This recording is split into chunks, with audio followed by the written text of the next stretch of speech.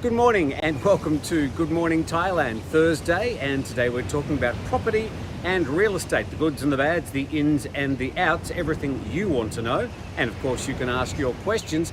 We thought, well, nothing screams Thailand's quite like a good beach. And so we brought you to a beach today, to Kamala Beach in Phuket, to the Intercontinental. And we look forward to bringing you the program from here for the next couple of days.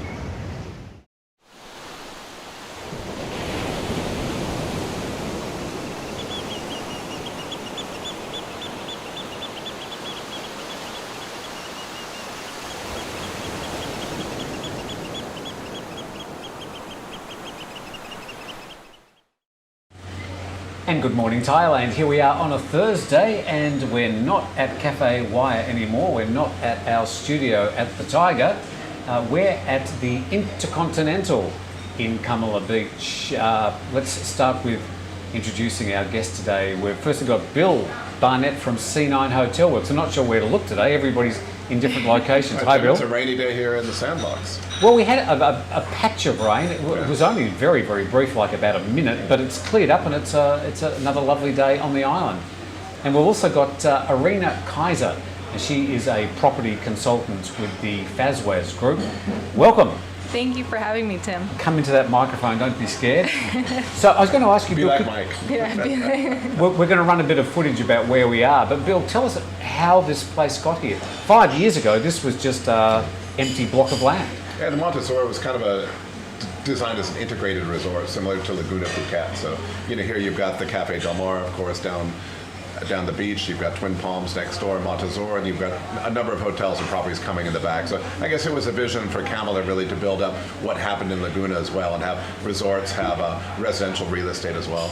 A bit of a strange thing, this property is on both sides of the road. It's on the beach side, then there's a road in between, and they've got the other half of the property on the other side of the road. But it's a very interesting place, and we thank them very much for being so hospitable to have us here at their, what's sort of the breakfast lounge. A very nice location right on the beach. Now, sadly, we need to start off with the COVID numbers today, and we regret to report that there's been 7,058 cases. That's the highest number of community cases we've had in Thailand, and even sadder, 75 COVID-related deaths to report today. 68 of those are from Thai prisons. More concerning was a report last night from a prominent Mahidol University doctor who claimed, it's his claim, that the number of cases are actually about 3 times higher. So that's something that I suppose is going to be debated in the media today. I think certainly the spectre of a Bangkok shutdown is being bantered about, and that's a big talking point of Bangkok. Yeah, both the National Security Council and the CCSA are discussing the possibilities of a lockdown, but looking at these numbers, I think there's going to be some sort of, well, at least greater restrictions in Bangkok, not the direction we want to go. Not exactly. And there was also a case of a COVID traveler coming on the Sandbox as well, and that certainly was discussed in the media. I guess my only point about that would be that I guess the system's working in terms of testing as well, but there was a confirmed COVID case with a traveler in the Sandbox. And I think we need to be grateful that these people are being sort of located. We've got a question about that, haven't we? We have a question from Mike Burston. What do you think will be the outcome if one of the influencers tests positive on day 13 of the Sandbox? I think the answer is they'll get their opportunity to influence from inside a hospital after that. They have flown in quite a few influencers. I think they've got a group from Dubai coming in today. Yes. And these people will obviously just send out the message about what's happening here in Thailand with the beaches and all the things you can do in Phuket over the next couple of weeks, which it's good to have them here. And they're welcome guests. And this one, you might be interested in this, Arina. Okay. Hi Tim, we're travelling from the US on the 21st and we'll arrive on the 23rd. We're eloping in Phuket. That's beautiful. We had to postpone from April 2020. Oh, well, I mean, there's a lot of weddings that have been postponed. Actually, a friend of mine just got married 2 days ago because she had to postpone for 2 years because of the COVID situation. So hearing Couldn't that... wait any longer. Yeah, they couldn't wait any longer. So they're happily married, and I'm guessing there are a lot of couples around that are just waiting for the day. I think that's something, Tim, we see certainly is friends and family travel. People say, what's your first trip going to be after COVID as well? But certainly friends and family getting back together. Yeah, definitely. It's a bit sad, the wedding photos, you're sort of going to have to Photoshop all the group photos at the moment. And for business, weddings are a big thing in Phuket. Sure. That's a big stream. And, they will come back, but certainly can take some time. And, for those businesses right now, they're pretty much on hold. How can Kamala possibly survive without the South Korean wedding parties? All right, we're going to have a quick break here. By the way, this is not an affectation or a very odd tech accessory. Is that your tracking device, Tim? It's my tracking device. Possibly. It's actually nailed into my chest. It's a strange microphone because we're a bit microphone deficient this morning. But we are here at the Intercontinental in Phuket, Thailand. Great to have you with us. We will get to your comments soon. Arina's here to answer all your questions about property in Thailand. And when we come back, we'll be getting into the ins and the outs, the do's and the don'ts on Good Morning Thailand. That's good.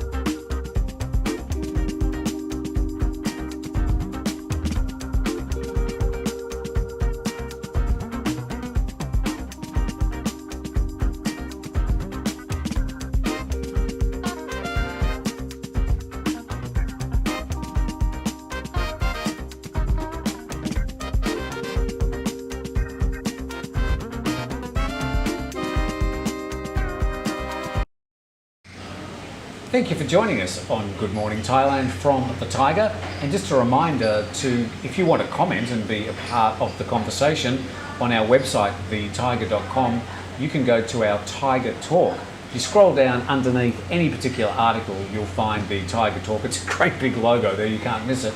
And you register and then you can be involved in the new comments section. Is it on the app as well? It's on the app. I have to say it's not quite as easy to use on the app at the moment, but we're working on that. But on the desktop, it's a really good experience, and you can sort of follow the threads and follow the conversation a lot better than our old comment section. So Thaiger Talk, recommended. Arina, you're on. Yes. Let's have a talk about property, because it's such a big part of the Thai economy. Of course. And especially if you live in some of the island locations, property is a big thing. Yeah. So the big question everybody always asks is, can I own a property in Thailand? Yes, you can. All right, so that's the easy answer. So what we're talking is condos, so yes, landed property, a little bit more complicated. Yeah. So with a condominium, basically if you had 100 units in the complex, 49 of those units can be owned by a foreigner. And like we're talking fully 100% owned. ownership. Right. Otherwise, if the 49% quota is full, you would buy the property in a leasehold contract, which is a 30-year lease, which is renewable twice. So 3 30-year terms. Also with the land, that's how you would own, a foreigner would own the landed properties. With a lease? With a lease, yes. Okay, So, can you just sort of go into that in a bit more detail? And Bill, you're up to date with all these sort of property law things. How would the lease work? You sign the lease for 30 years. You sign the lease for 30 years, and every 30 years you would renew the lease. There's a small price to pay, a tax fee of 1.1% of the value of the land from the land department. So how do they work out the cost of the lease? The cost, it's on a case-by-case basis. It depends where there's leases where you pay one time for 30 years, and there's leases where you pay a small amount up front, and then every year you pay another small amount of the property value. For renewals, there'll be an appraised value at that time. So when you go in to renew the 30-year lease, there's an appraised value at that time. Well, you'd think after 30 years it's obviously going to be a little bit more. Well, you would hope it is. Yeah, sure. But Tim, we do have a question in from Wayne Hodgkins. This is a question about real estate. Have property prices dropped in Thailand? Yes and no. Well, Okay, good answer. Yeah, so yes and no. So especially the island markets, the prices had dropped significantly. If I'm specifically talking about Phuket in general, after the Sandbox opened, we have had a lot of owners increase their prices because of the opportunity they see. But Then again, I mean, if you're looking to buy property in Thailand, come buy now. There's never been a better time. Yeah, there's never been a better Right. time. You could probably say that just about anywhere in the world in a holiday location, But in America, there's a real estate shortage. Canada am I as right? well. Exactly. Canada? Prices are going Australia? crazy high. Well, Australia, of course, there's a global property boom. Ironically now we're looking, certainly in the U.S. where the economy certainly has been booming as well, and building did slow down for a period of time, so there is more demand. Same with Australia, right? So in Thailand, what sort of properties are selling at the moment? What's the hot ticket? What's the hot ticket? Hot deals? So the question, I suppose, is are the condos more popular at the moment, or older Actually, villas, or everything's increased. The demand for everything has. the demand has increased? The demand has increased for cheaper deals. So clients that we've been talking to for 2 or 3 years that wanted to buy something a couple of years ago that couldn't get the price right, they're coming back now to buy now. Yeah. So And we do have another property question from broker Basil. Is the 30-year renewal guaranteed? I don't believe so. Also, what happens after 90 years? that is a very good question. Of course, it's a complicated matter. It is really case by case. Depends on the owner of the land and different points into create the scenario. I think the bottom line with buying a property in Thailand, and I suppose you'd say just about anywhere else in the world, especially as a foreigner, Get a good lawyer. Yeah, get a good lawyer. for sure. And in Thailand, if you are looking at buying a property, make sure you get your agent to help advise, a good lawyer, and get some outside advice. The more homework you do, the better the result. Yeah, the safer you are. I've got a question for Arina. What about rentals right now? Are rentals, say in Bangkok, are rentals going up or down? Rentals, I mean, I don't think the market's in that much demand for rentals, especially also in the island markets and in the city, because the city, as you know, the infection rates are going up, so people are trying to get out of the city now. So they are coming to the borders, closer to the borders to find new properties to stay in, but then again, we don't have the demand from the foreigners, the tourists that do come. Well, just before we go to a break, I've got a question here from Rusty Graves. I'll be interested to get your response to this. Why are Thais scared of buying previously occupied houses? Ghosts. What, you as a local, you'd know more about this one? It really depends on the house. Not all Thai buyers. I mean, it depends on if they think a lot about the feng shui, the culture. I mean, Thailand in general, we do believe it's a very a majority of the country is Buddhist, and we do believe in the afterlife. So Ghosts are real. depends on the person. Okay. Yeah. All right. So we're going to have a quick break. Are we in a situation to do that, Jason? Okay, we've just got a few camera problems. We'll sort these out as quickly as we can. You are watching Good Morning Thailand. We're coming to you from the Intercontinental. And whilst we sort out these camera problems, we'll have a quick break and come back with Bill Barnett from C9 Hotel Works. And we've also got Arina from FazWaz Property. And we'll talk a bit about the tech side of property when we come back right after this break. Tim was sad. He had time on his hands but didn't know where to find the news. But then he remembered. The Thaiger app. All your Thai news and Thaiger videos in one place. Just a single click takes you to a one-stop connection to all the news and information in Thailand. Now Tim is happy. Available free on Apple and Android, hologram not included.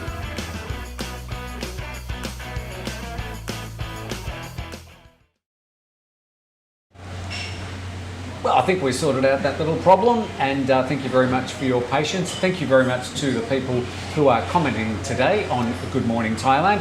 Got Bill and Arina here. We're talking real estate. If you do have any questions about real estate in Thailand, this is an opportunity to get some free advice. 85 Adventures says, what kind of fees do you pay in a real estate deal?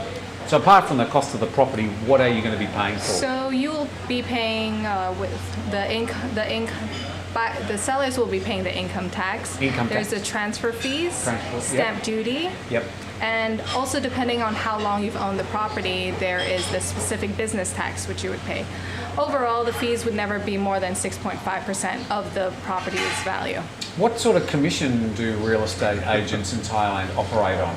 Give me a general answer, because I mean I know each agent's different. Well, it's different between sales and rentals. So for sales goes between 3 up to 10%. Up to 10%. Up to 10%. That would be on the high end. That's the high end. I'm probably in the resort markets for Yeah. high-end properties. You're seeing much higher commissions, or some of the condo hotels where they're trying to get high velocity. Yeah. Again, because they're paying commissions, so they're paying for sales and marketing. So. And again, for rentals? For rentals, it ranges between 10 to 15% on the duration of the Okay. contract. Just giving you my experience when I was up in Bangkok a lot last year, I found that it was cheaper to stay in a hotel who were really fighting for to get some people through, keep their staff on, than renting a property. I found that the rental market really didn't drop much at all in price. Down here in Phuket, like an island location, I was able to move and find a house at a much cheaper rental. So here in the holiday market and other holiday markets, I think people were much more willing to do a deal, but not up in Bangkok. I don't think the apartment prices, the rentals moved much at all. All right, Tim, just a side point, we're getting a lot of questions about insurance. I think in the coming week you're going to have an insurance person coming on, the Thaiger, right? Yes, we have. We've got an insurance person coming on. Talking about COVID-19 insurance, travel insurance, everything else, right? Yeah, big thing at the moment with the certificate of entry to Thailand, you do have to get insurance, specific COVID insurance valued at $100,000. I don't think that's going to change anytime soon, whilst they've got the emergency decree in place. But just something to keep in mind. And we can also recommend that if you go to the Thaiger, the main page, up at the top of the page, there is one of our affiliates who is providing that type of insurance. So click on that, and you can compare that with any other insurance that you might be looking for. So what about our tech talk? Sorry? What about our tech talk? We're going to talk about tech. Let's have a talk about tech. Because this is an interesting thing. It used to be the way that to find a property, you'd go to your classifieds in the newspaper, or you just drive around a suburb that you're interested in. That's changed. Yeah, so now it's as easy as booking a hotel. Like with the company I work with, FazWaz, so we actually have tried to make it as easy as booking a hotel room. So right now everything's online. The customers can't come from overseas, so they're looking to do everything they can online. We're getting transactions with people that are abroad that haven't even seen the place, but the agents in the field are going out doing the virtual videos, the 3D tours for them, and yeah, everything's online now. It's a digital age. Obviously there's other real estate agents that are doing sort of similar things where you can go through the lists and look at properties. That there was a phase, I think, when everything was taken with really wide-angled lenses, and you get to the property, you go, really, this looks nothing like.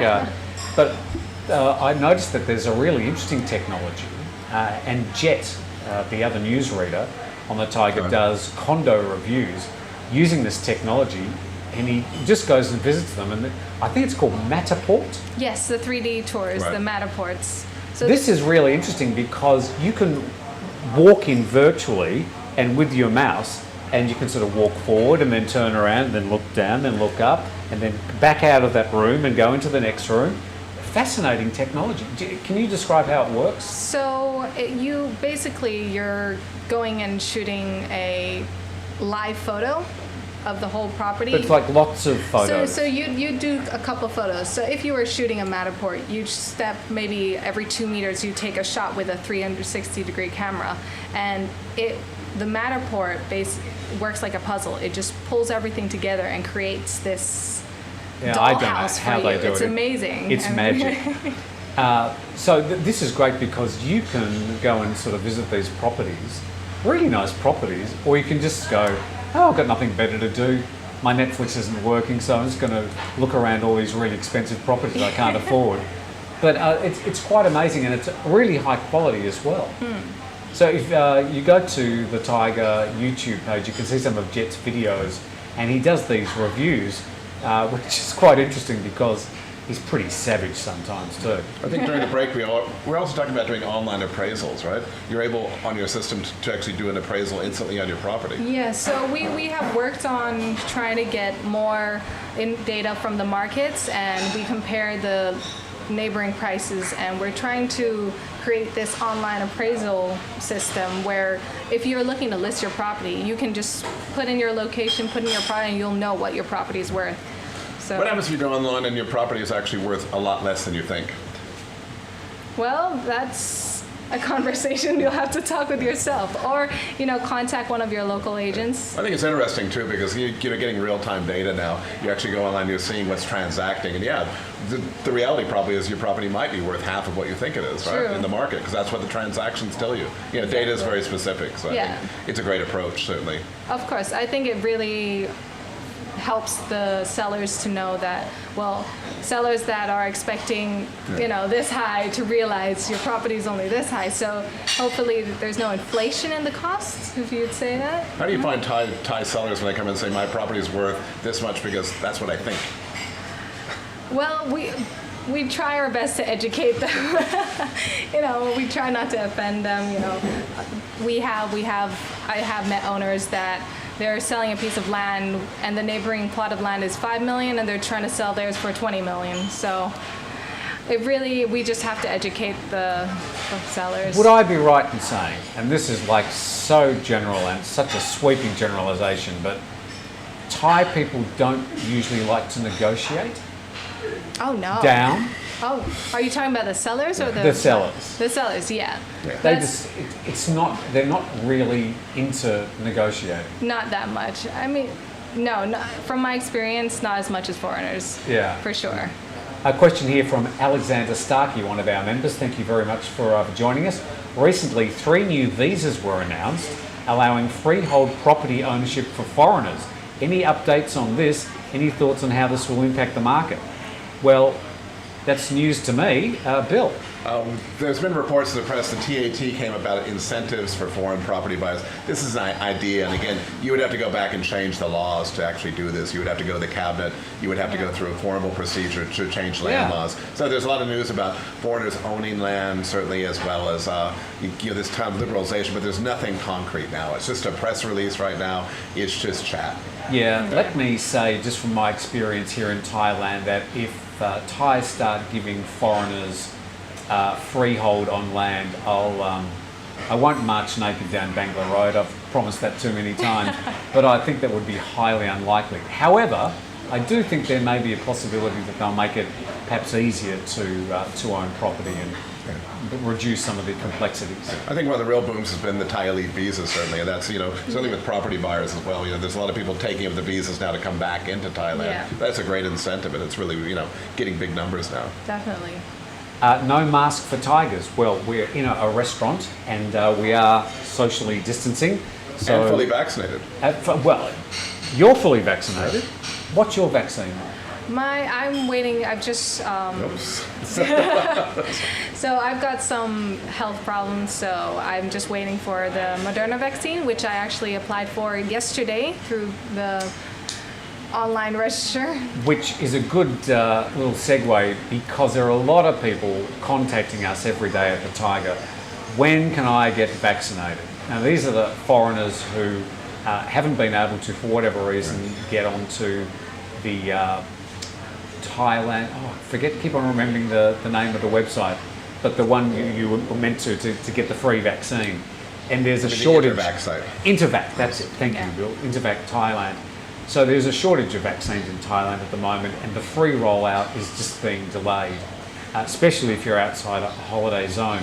Now, these Moderna and Pfizer vaccines, which have now been approved for private purchase by hospitals, you can now sign up for these, although people have been having problems the last couple of days signing up for them. Persist, but even when you do, and even if you prepay, the actual vaccines won't be here until later this year. So you won't be able to get vaccinated next week with these private vaccines. We do have a question in from Thanks for the Steve's- segue. Yeah, sorry. Yeah, we have another question in from Steve's Thailand Adventure. My Thai partner and I, same-sex couple, are about to build a house in Nong Khai. Is there a way I can have my name legally added? I do know that I can't own a freestanding house under Thai law. That is correct. You can't own land, but you're also allowed to own a house here in Thailand. Yeah. So if you do separate the house and the land title, and you can be put on the Tam Bien bond and the Blue Book as well. So yes, you can own the house, but you can't own the land. Yeah. As a same-sex couple? Yes. Doesn't because matter. you're going to be registering individually. Yeah. So again, you're a foreign national, so that's, you're But- allowed to do that and have a Tam Bien bond. Sorry about the silly question, but what's the use of owning the house if you don't own the land underneath? It gives some surety. It's a level of surety because you could always have a lease for the land as well. Okay, so you when can you- enter into a long-term lease for the land and own the house. So when the lease is finished, you just pick up your house and take it somewhere else. Well, 90 years. So I don't know, Tim. I don't know about you, but you'll be around in 90 years, or I'll be around in 90 years. I'm so not sure it's a about long my... time. Can we talk about the tech side of these websites? Because a lot of real estate agents have sort of been moving to building Yeah. more complex and more rounded websites that give a great experience and a sort of a more accurate experience and with a lot more information. Yeah. But I know sort of agents think all this is sort of really sexy, making these better websites. Yeah. But the customers really just sort of want an easy way of finding what they're looking for. Yeah. I mean, because Thailand is a non-exclusive market, sometimes you have one listing with 10, 15 other agents, and the reason why we try to improve so much with our technology and with the transparency especially is to make the consumer, come in, find what they want straight away, and be able to find the right property for you, find the perfect home. Exactly. There's another question from Rick too. Don't those from the U.S. have different rules for owning property in Thailand or 100%? I guess, Rick, the answer is there's an Amity Act, but the Amity Act, which allows Americans to own Thai companies, excludes property. So Americans are not allowed to own property under the Amity Act. So we're going to do a bit of a swap out. We're going to say thank you very much Thank for coming you. in, Thanks, Arina. Arina. Thank And we're you. going to bring in Mike Please get Kenner. vaccinated. Yes, Yes, I get will. vaccinated Yes. when you can. As Thanks, soon as Arina. possible.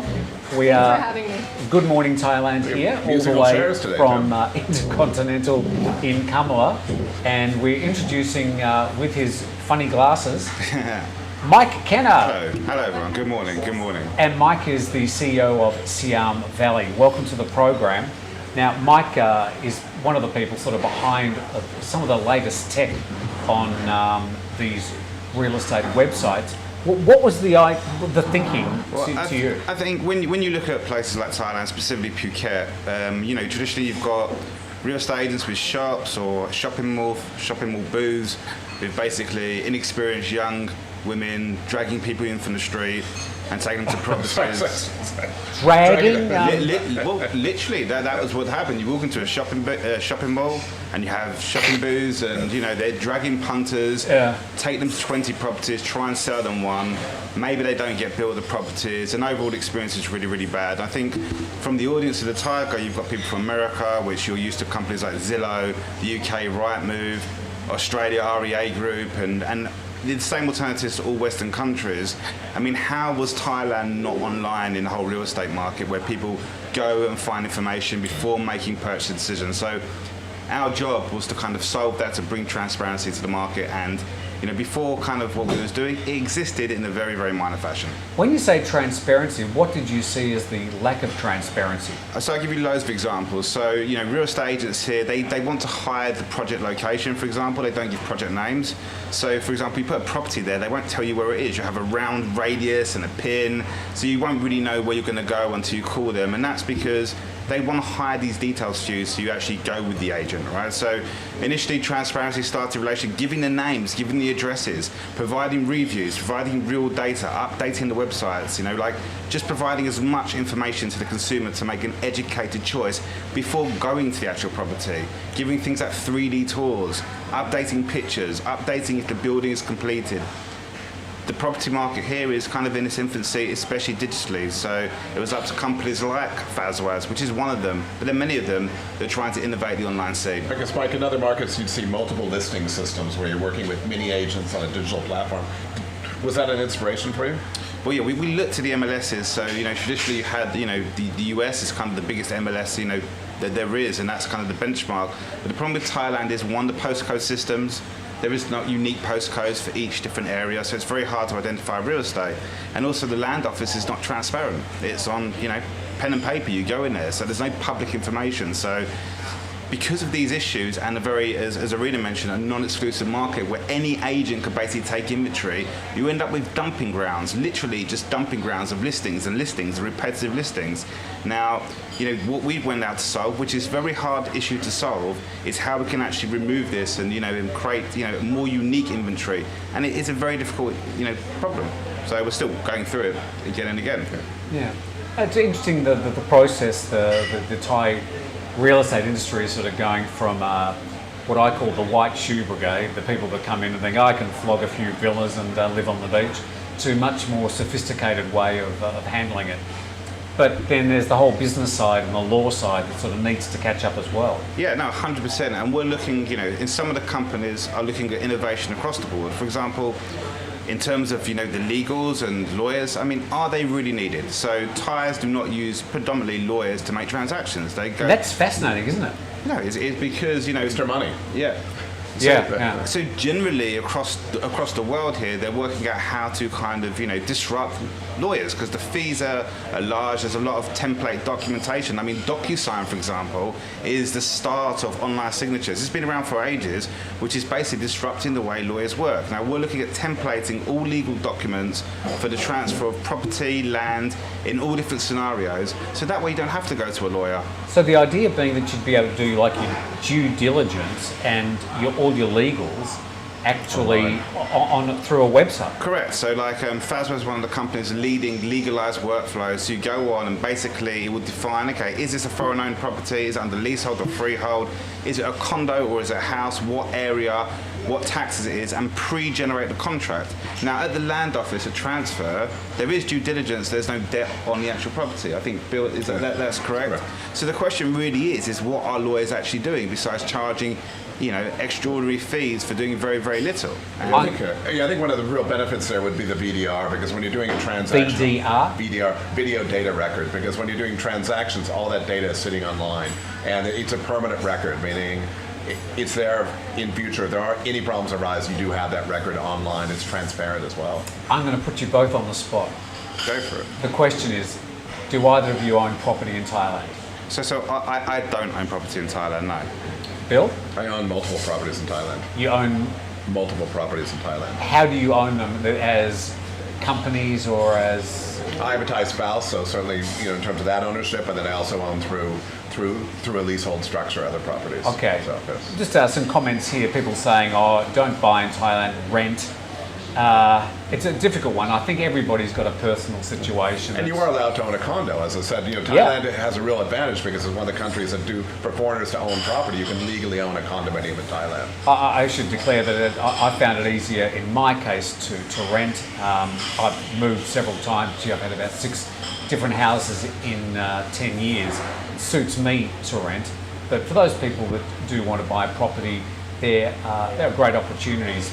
But I think I'd be saying the right thing by saying caveat emptor, buy beware, make sure you do check out, do your legals, get a good lawyer at the moment until you get a company able to do things online. Yeah, but I think renting is a great option as well. We're not, we don't mind renting, buying, we don't mind either or. The whole idea is to make the process a lot easier than just driving around, and looking, writing down phone numbers. Writing down phone numbers, knocking and getting sold into stuff, whether it's a rental or a property for sale that you might not want. It's all about using as much information and making educated decisions. And I find that people come to these markets just lose their mind slightly because the laws of how it works at home go out the window. How often would you walk into a shopping mall and actually buy something of that size? Sure. It's very, very rare, but it happens a lot here, and it's a lot of people taking advantage of the current situations of mass influx of tourism that was here pre-pandemic. And that gives the real estate market a bit of a bad rap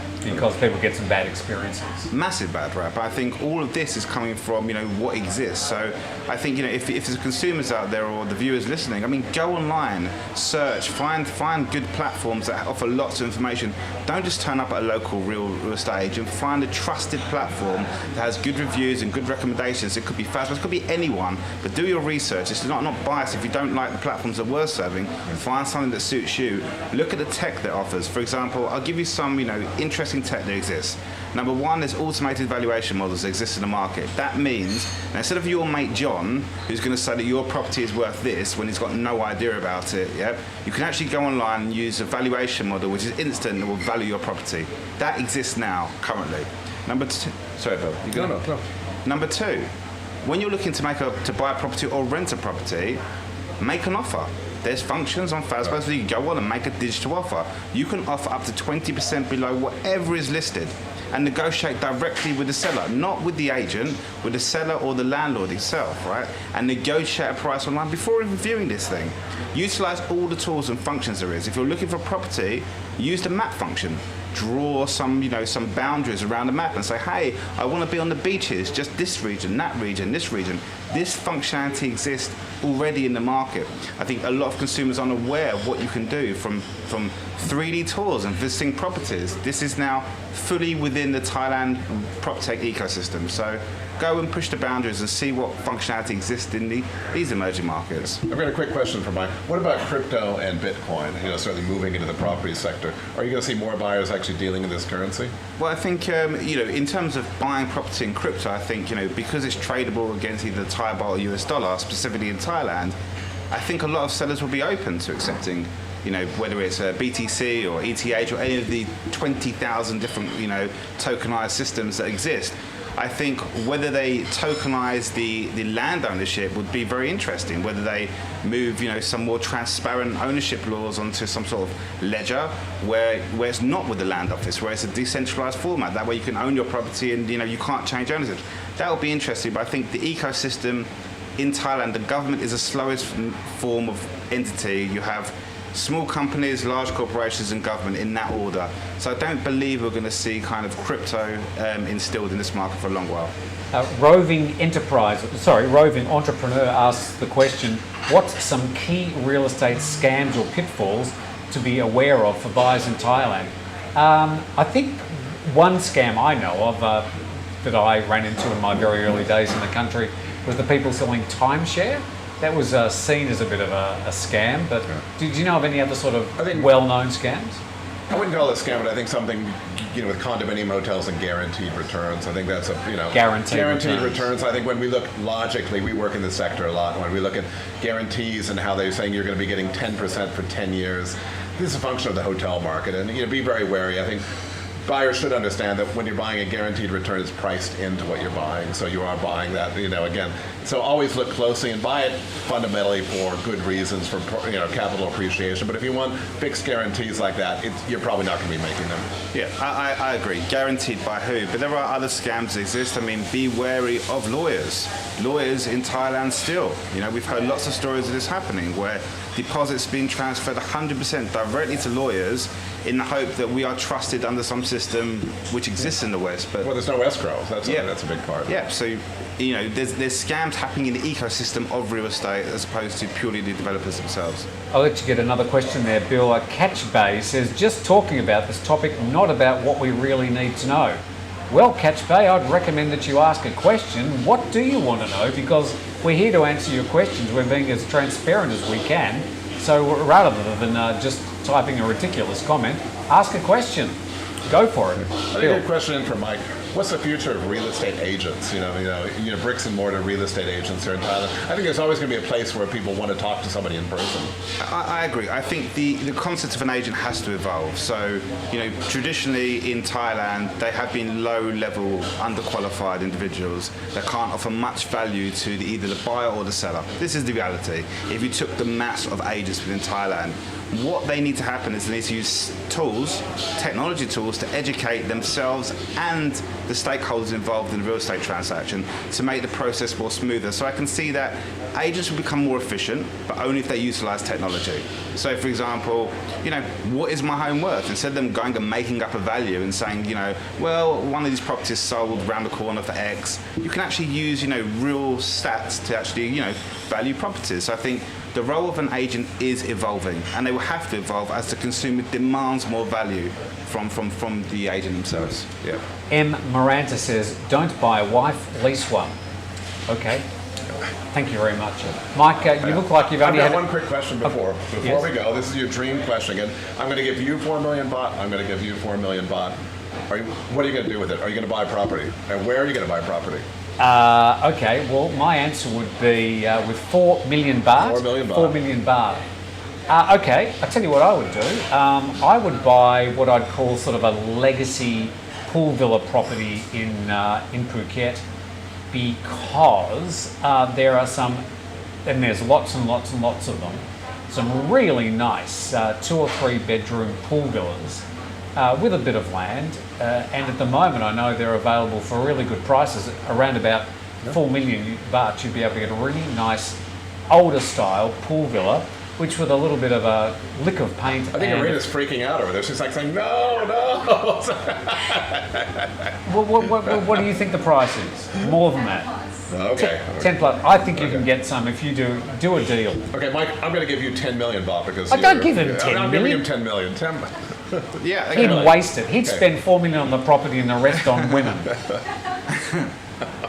No comment on that one, but I think with 10 million, I would basically utilise the tools out there. I'm going to keep saying this: go on different platforms, make offers. I would make 100 offers on 100 different properties that I identified to find the cheapest unit that I wanted to buy, and then that would be, I would be looking for value. Instead of going around, driving around, like a gormless idiot, I will utilise tools and technology and stats and numbers to make an educated decision, which is what I recommend everyone should be doing. You didn't get a lot of sleep last night. So England, What about the penalty? it probably wasn't a penalty, but I mean we're just happy, for anyone in Britain right now. This is England getting through to the final is a massive deal. So we're going to be eating pasta, or we're going to be eating bangers and mash? Probably bangers and mash, but it was a very late night and very enjoyable. To our American friends, they're talking about this game they describe as football, different football than what you play and what Australians play. They kick a ball around and fall on the ground for some reason. But there you go. Congratulations to England for their win last night. And when is the finals? Like I care? Yeah, I think it's on the weekend. Yeah. This weekend? Yeah. Okay, good luck with that. All right, Bill, thank you very much for coming in. Thank you. Great time here at the Intercon, too. Very nice, and thank you to the I think the staff. sun's going to come out soon, so. The sun is trying to come out, but we're just like meters from the beach, and it's really pleasant. And thank you to Intercontinental in Kamala, Intercontinental Resort, I think they're called, for having us here. We'll be here again tomorrow. Then I think next week we're back in the studio, back in our hole. And thanks to Mike. Yeah, it's getting there. Getting through it. Mike Kenner, who is the CEO of Siam Valley. Thank you for coming. You're welcome. Thank you. And to Arina too, thank you very much. And The 10 million baht bomb. if you do want an old pool villa in Phuket or anywhere else in Thailand, contact Arina. Probably won't get one for 4 million. Thank you very much to all our commenters. Thank you for all the people who have been watching today. And thank you for reading the Thaiger and finding out what's going on. We'll be back again with another Good Morning Thailand tomorrow. Thailand.